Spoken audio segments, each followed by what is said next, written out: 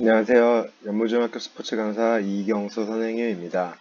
오늘은 청소년기 올바른 다이어트의 방법에 대해서 한번 수업을 진행해 보도록 하겠습니다. 첫 번째로 비만의 정의입니다.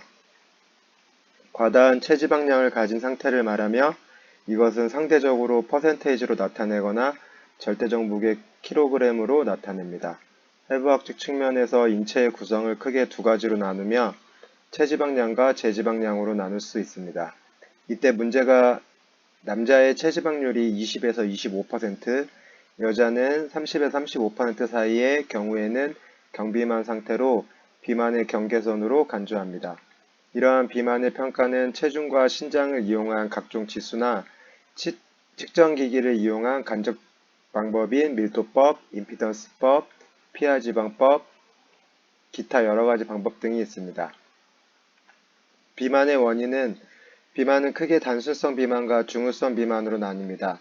단순성 비만은 90% 정도가 에너지 섭취와 소비의 불균형으로 야기된 비만으로 적정하지 않은 신체 활동, 부적절한 식이 습관, 문화적 차이 등 환경적인 요인이 크게 관여하지만 중후성 비만은 10% 이하로 대개 내분비성의 이상이나 종양 등의 원인이 직간접적으로 관련되어 나타납니다. 그 외에도 유전이 크게 작용한다고 보고도 되어 있습니다. 비만의 발생은 비만의 원인이 유전에 의한 것인지, 호르몬 불균형에 의한 것인지, 폭식에 의한 것인지, 기타 요인에 의한 것인지에 대해서 논란이 많이 되어 왔습니다. 이것은 조절 가능한 것과 조절할 수 없는 것으로 인식되기도 하였는데요. 최근 비만이 의학적으로나 생리학적으로 볼 때 단순하지 않으며 여러 가지 복합적으로 작용한다고 생각됩니다. 비만은 다음과 같은 것과 직접적인 관련성이 있습니다. 정상적인 신체 기능들의 저하, 운동 내성력의 저하, 질병에 대한 위험성의 증가는 동맥경화, 당뇨병, 고혈압, 뇌졸중의 증가가 있고 질병에 대한 악영향은 협시증, 고혈압, 심장병, 당뇨병, 정형외과적 문제, 정맥류 등이 있습니다. 역기능적인 심리적 반응은 정서적으로나 스트레스로 인한 심리 문제가 있습니다.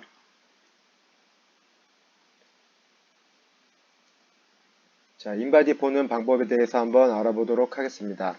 체중은 체수분, 단백질, 무기질, 체지방을 모두 합한 중량이 체중이 되겠습니다. 세포 내의 수분은 세포 안에 있는 체수분의 양이고 세포 외의 수분은 세포막 밖에 있는 체수분의 양으로 간질액과 혈액에 있는 체수분의 합을 표시합니다. 단백질은 체내의 단백질의 양을 말하고 무기질은 뼈에 있는 무기질 양과 체액에 녹아있는 무기질의 합을 얘기합니다. 체지방은 지방 조직 및 기타 조직에 추출 가능한 지질의 총량이고 제지방량은 인체 여러 조직에서 체지방을 제외한 성분의 총량입니다. 체수분은 체내 수분의 총량으로 세포 내 수분과 세포 외의 수분의 총합과 동일합니다. 근육량은 체지방에서 뼈에 있는 무기질을 제외한 부분입니다. 골격근 지방은 체중 골격근 체지방량, 제지방량의 측정값과 이들의 체성분 간의 상대적인 비교를 막대 그래프로 제공하며 숫자나 각 항목의 절대값으로 나타내고 막대 그래프의 길이는 각 항목의 표준치에 대한 백분율을 의미합니다. BMI는 체질량 지수라고 하며 신장과 체중에 대입하여 비만의 수치를 파악하는 기준입니다. 체지방률은 체중에서 체지방이 차지하는 비율로 체성분을 고려한 비만 판정법입니다. 복부지방률은 허리와 엉덩이의 둘레의 비를 의미합니다. 기초대사량은 체포면적 1제곱미터당 메시의 킬로칼로리로 표시한 것입니다.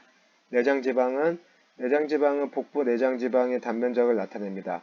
CT로 촬영한 복부 내장지방 면적을 BIA 원리에 의하여 구한 부위별 임피던스 지수와 피검자의 체성분 검사 결과를 이용하여 회기식을 통하여 복부 내장 지방 면적을 산출합니다. 다음은 3대 영양소에 대해서 한번 알아보도록 하겠습니다. 탄수화물은 쌀이나 밀, 감자 등의 음식에 많이 포함되어 있으며 에너지를 내는 데 쓰이는 대표적인 영양소입니다. 탄수화물은 소화 과정을 통해 포도당과 같은 단당류로 분해되고 포도당은 호흡 과정을 거쳐서 에너지원을 만들어냅니다. 탄수화물이 1g당 4kcal의 에너지를 만들어낼 수 있고 사용되고 남은 탄수화물은 글리코겐이나 지방의 형태로 우리 몸에 저장됩니다. 단백질은 육류나 생선에 많이 포함되어 있으며 1g당 4kcal의 열량을 냅니다. 그렇지만 일반적인 경우 에너지원보다 몸의 구성 성분으로 많이 사용됩니다. 단백질은 소화 과정을 통해 우선 아미노산으로 분해되고 이들은 다시 우리 몸에 필요한 단백질로 합성되어 몸을 구성하는 데 쓰이게 됩니다. 근육을 발달시키려면 근력 운동을 하고 나서 충분한 단백질을 섭취해 주는 것이 좋은데 이는 근육의 구성 성분이 바로 단백질이기 때문입니다. 단백질은 에너지원으로 사용될 수 있지만 이렇게 우리 몸 자체를 유지하는 데 꼭 필요한 영양소이기 때문에 3대 영양소 중에서도 가장 늦게 소모됩니다. 지방은 1g당 9kcal의 열량을 내고 역시 중요한 에너지원으로 표피층에 쌓여 체온을 유지하고 충격을 완화하는 역할을 하기도 합니다. 지방은 적은 양으로 많은 에너지를 낼 수 있기 때문에 소모되는 양이 적고 그 대신 피하에 쌓이는 양이 많습니다. 예를 들어 탄수화물 100g을 섭취하고 운동하면 탄수화물이 분해되면서 운동에 필요한 에너지를 만들어내는데 400kcal의 에너지를 만들고 나면 탄수화물은 모두 분해되고 남아있는 것이 없습니다. 즉 400칼로리의 만큼의 열량을 내는 운동을 하고 나면 탄수화물은 모두 소비할 수 있는 것입니다. 그러나 지방은 100g을 섭취했을 경우 총 900kcal의 에너지를 낼 수 있기 때문에 이를 모두 소모하기 위해서는 훨씬 많은 운동량이 필요합니다. 같은 양의 운동을 했더라도 남아있는 영양소의 양이 탄수화물의 경우에 비해 훨씬 많은 것입니다. 그렇지만 3대 영양소의 하나인 만큼 적당량의 지방은 우리 몸에 꼭 필요합니다. 요즘 아동이나 청소년, 비만이 사회적으로 문제로 떠오르고 있지만 일부 젊은 여성들이 지방 섭취를 과도하게 피하는 것도 문제가 되고 있습니다. 다음으로 3부 영양소에 대해서 알아보겠습니다. 3대 영양소 외에 주로 체내의 생리기능을 조절하는 데 사용되는 중요한 영양소들로 묶어 3부 영양소라고 하며 무기, 염류, 비타민, 물이 포함됩니다. 트레이닝의 원리입니다. 첫 번째로 과부하의 원리는 신체가 외부의 강한 자극에 대해 적응을 하려면 견디기 어려울 정도의 강한 자극이 필요하다는 원리를 이용하여 근육에 강한 자극을 주어야 한다는 원리입니다. 점진성의 원리는 신체에 대하여 부하를 너무 급속하게 증가시키면 부상이나 질병의 원인이 되기 쉬우나 적당한 자극을 주면 근력이 향상됩니다. 따라서 점진적으로 부하를 증가시키는 것이 필요합니다. 계속성의 원리는 트레이닝을 계속적으로 하지 않으면 효과가 오르지 않습니다. 1개월 동안 트레이닝 후에 중단하면 근력 및 체력은 원래 상태로 돌아갈 것입니다. 개별성의 원리는 모든 사람은 체격과 체력이 각각 다릅니다. 따라서 개인의 수준에 맞는 트레이닝 처방은 효과를 증가시킬 것입니다. 자각성의 원리는 트레이닝은 자각성이 있는 계획 아래 실시하는 것이 효과가 높습니다. 특수성의 원리는 모든 스포츠 경기에서 그 경기 종목이 특수성이 존재하기 때문에 그 운동의 활동 특성에 따라야 한다는 것이다. 다음으로 근육 에너지 시스템입니다. ATP, CP 시스템은 ATP, CP계는 ATP 제합성의 근육 중에 크레아틸란산의 분해를 에너지를 사용하는 시스템입니다. 이 시스템의 최대한으로 동원한다고 해도 8초 정도밖에 ATP를 공급하지 못합니다. 이 과정은 산소를 필요로 하지 않기 때문에 무산소 시스템 과정이라고 합니다.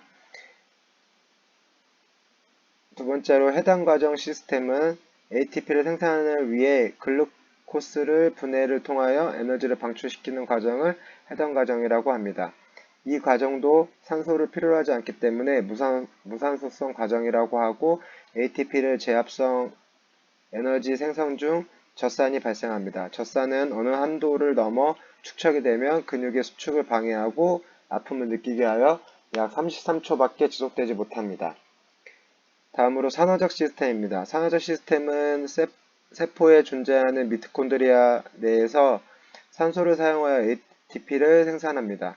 이 시스템은 근육뿐만 아니라 간에서도 글리코겐을 공급받고 지방도 사용되기 때문에 매우 다양의 에너지를 장시간에 걸쳐서 발생시킬 수 있습니다. 다음으로는 트레이닝의 종류입니다. 인터벌 트레이닝은 부하기와 불완전한 휴식기의 반복에 의한 트레이닝으로 지구성 능력을 향상시키기 위한 트레이닝입니다. 운동의 부하기는 거리나 시간과 중량을 제한함으로써 강도를 결정하고 일반적으로 70에서 90%로 실시합니다. 휴식기에는 가벼운 운동을 실시하면서 회복을 도모하고 완전히 회복되지 않은 가운데 다음 부하기를 들어가는 방법입니다. 파워 트레이닝은 동작 시간을 증가하고 휴식 및 인터벌 시간을 점점 줄여주면서 주어진 시간 내에 폭발적인 행동을 취하고 빠른 회복 능력을 배양하는 트레이닝 방법입니다. 훈련 방법으로는 셔틀런, 웨이트 트레이닝, 인터벌 트레이닝으로 구분됩니다. 서킷 트레이닝은 상지, 하지, 체간의 각각 다른 부위를 단련시키는 운동을 일정한 순서로 배열한 코스를 만들어 한 번에 순환하는 트레이닝을 말합니다. 근력, 지구력, 파워, 민첩성, 호흡, 순환 가능, 전신 지구력 등을 동시에 증가시키는 순환식 종합 체력 트레이닝이라고 보시면 됩니다. 다음으로는 심박수입니다. 심박수는 안정시 심박수가 있는데요. 안정시 심박수는 두뇌의 교감신경에 의해 전해지는 신호들에 의해서 조정됩니다. 교감신경의 신경은 심장 박동을 낮은 강도에서 정규적으로 뛰게 합니다. 심폐기능을 향상시키기 위한 훈련을 많이 하면 심장신경에 대한 예민도가 높아지게 하고 안정시 심박수를 감소시킵니다. 따라서 일반 성인의 경우에는 안정시 심박수는 60에서 85개인데 마라톤 선수는 30에서 50개 정도 됩니다. 최대 심박수는 1분간 심장이 뛸 수 있는 가장 높은 수치의 심박수입니다. 최대 심박수는 일반적인 성인 기준으로 220 나이를 사용하여 계산되면 이 공식을 사용함으로써 생기는 오차는 플러스 10에서 12입니다. 목표 심박수는 운동 부하 시 안전하게 얻어지는 최대의 운동 부하 강도를 설정하기 위해서 목표가 되는 심박수를 목표 심박수라고 합니다. 목표 심박수를 구하는 방법은 220 나이 곱하기 운동 강도입니다. 마지막으로 청소년기 올바른 다이어트에 대해서 선생님의 의견을 한번 적어봤습니다. 청소년 다이어트의 실태는 청소년은 대중매체의 영향을 가장 많이 받는 세대입니다. 마른 몸매가 정상적이고 뚱뚱한 체형은 부정적이라는 대중매체를 통한 사회적인 분위기는 청소년의 과도한 다이어트를 시도하게 만듭니다. 청소년이 주로 하는 다이어트는 단식, 저열량 식사, 원푸드 다이어트, 살 빠지는 약, 기능성 식품 섭취 등이 있습니다. 이러한 잘못된 다이어트는 요요현상, 빈혈, 무기력감, 우울증, 골다공증을 유발하고 성장과 발달에 필요한 영양 섭취가 저하되어 성장 부진, 생리불순, 섭식장애와 같은 청소년 건강을 위협합니다. 건강하게 다이어트하는 방법에는 첫 번째로 규칙적인 운동을 해야 합니다. 청소년 다이어트는 운동이 꼭 동반되어야 하며 학교 체육이나 성장에 도움이 되는 줄넘기, 농구, 배구 등과 같은 심폐지구력을 향상시키는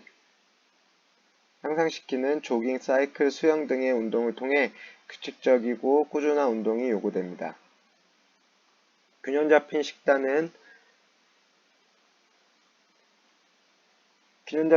통해서 영양소를 골고루 섭취하고 기초대사량을 유지해야 합니다.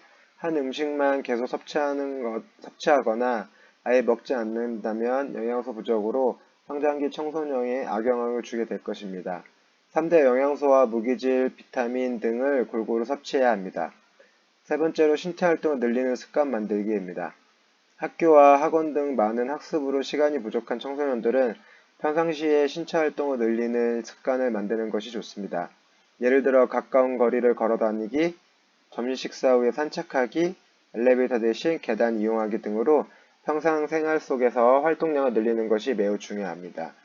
네 번째로 충분한 수면입니다. 충분한 수면을 취하지 않으면 성장뿐만 아니라 기름진 음식에 식욕을 부추기는 호르몬이 나오고 그래서 나도 모르게 야식을 먹고 폭식을 해버리는 경우가 많이 생기게 됩니다.